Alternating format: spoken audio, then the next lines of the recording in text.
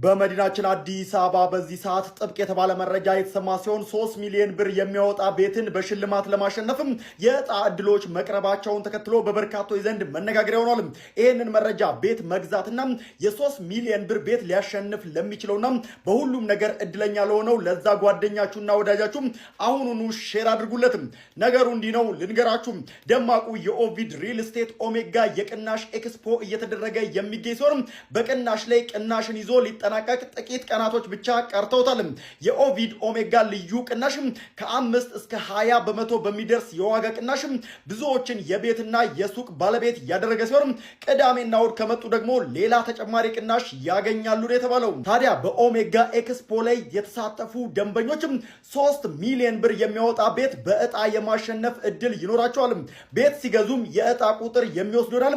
በዚህ የዕጣ ቁጥርም ታዲያ የ3 ሚሊዮን ብር ቤት ልታሸንፉ ትችላላችሁ።